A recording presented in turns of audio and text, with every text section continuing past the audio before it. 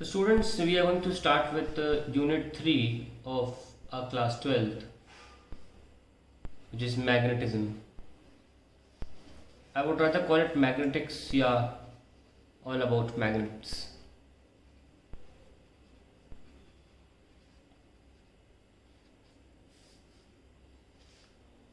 थोड़ा इसकी हिस्ट्री की बात कर लेते हैं. Magnetism,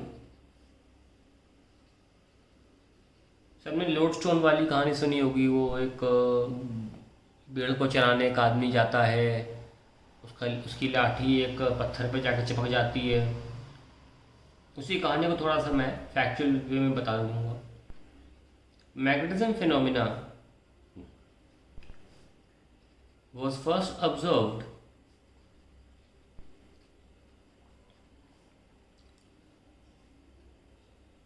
in an iron ore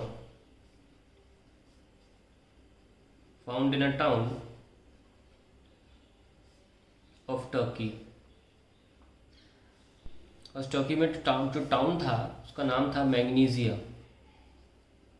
पता लग गया होगा कि मैग्नेटिज्म नाम आया कैसे. This ore was called magnetite.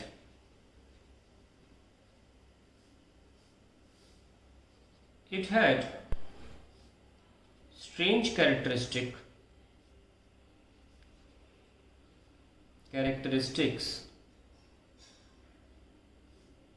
to attract some specific metals.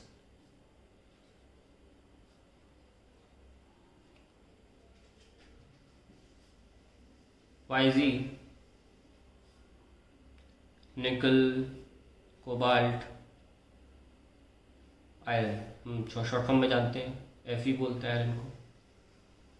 तो मान लीजिए मटेरियल था मैग्नेटाइट. निकल अगर पास में रखा होगा, it will experience a force. And cobalt. इस फोर्स के बारे में लिख लेते हैं.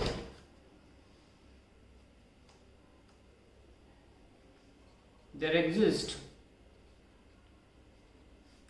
a vector force field,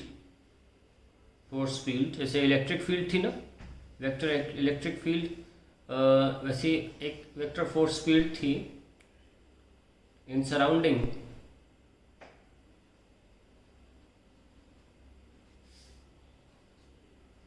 of ore, and this field was named magnetic field.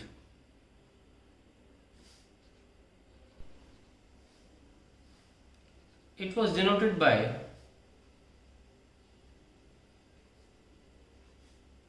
letter B. Letter B से डिनोट क्यों किया इसके बारे में मैं आपको बाद में बताऊंगा. हालांकि क्योंकि मैग्नेटिक फील्ड एम से स्टार्ट होता है, पर by the time it was discovered what letter to be used, ये बात सामने आ गई. जब तक डायमेंशन एनालिसिस में जो कैपिटल एम हम यूज़ करते हैं वो ऑलरेडी लिया जा चुका था. तो to avoid the confusion the letter M for magnetic field was not used. जहाँ तक मुझे याद है इसके नामकरण के जो रहे हैं व्यक्ति, वो लॉर्ड केल्विन थे जिन्होंने इनका नामकरण किया था. और इसके पीछे बड़ी अजीब सी बात है, उसको मैं रीचेक करूँगा. अभी मैं बोल तो दूँ, लेकिन I will verify it again whether that fact is correct or not, because that fact is very weird कि बी नाम क्यों रखा गया. तो मैं उसको दोबारा से चेक करूँगा फ्रॉम मल्टीपल सोर्सेज कि वो बात सही है कि नहीं. पता तो है मुझे, लेकिन मैं उसको भी जिक्र नहीं करना चाहता, क्या पता क्या बात निकल आए. खैर, there exist a field around the material, this iron ore, and this was named as magnetic field. और मतलब रीजन जो है वो वेक्टर फील्ड है, और जो उसकी फोर्स महसूस होगी उसको मैग्नेटिक फील्ड इंटेंसिटी बोल सकते हैं. तो the force which the materials experience when placed in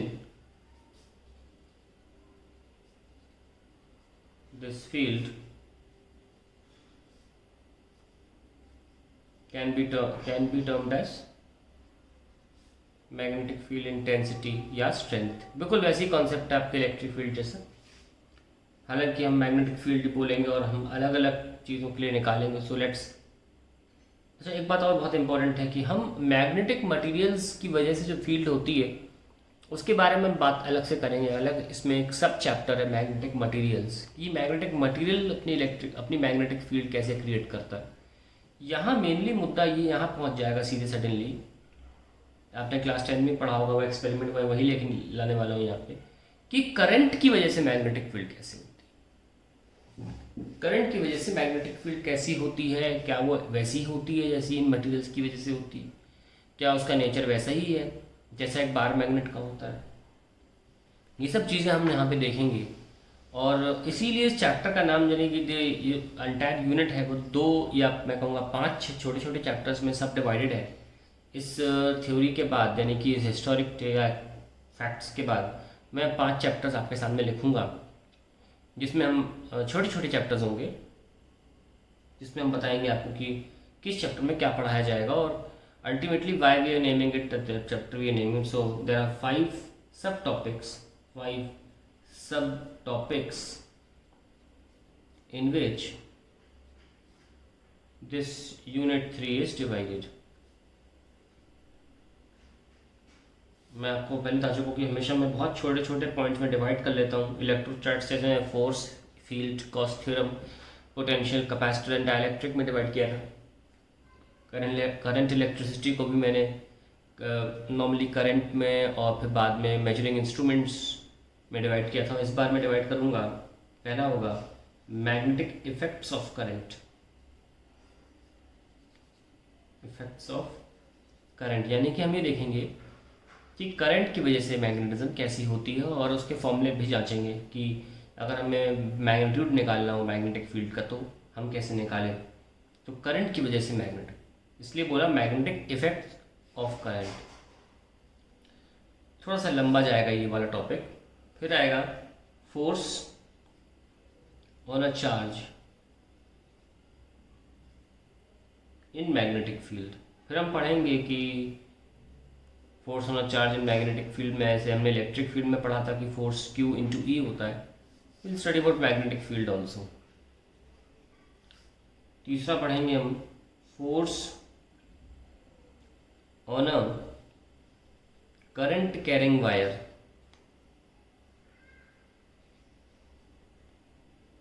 in magnetic field. तो फाइनली ये जो पार्ट है हमारा ये करंट को लेकर ख़त्म हो जाएगा। Then we will study about the earth magnetism which is a very interesting topic you will come across. और लास्ट में we will study about the magnetic materials which is very important for various examination, because ज़्यादा मेहनत नहीं करनी पड़ती इस chapter में, लेकिन इंटरनेट या बहुत सी बुक्स में इतनी मिसलीडिंग इन्फॉर्मेशन हैं इस चैप्टर को लेकर, मैग्नेटिक मटेरियल या इनकम्प्लीट इन्फॉर्मेशन भी बोल सकते हैं।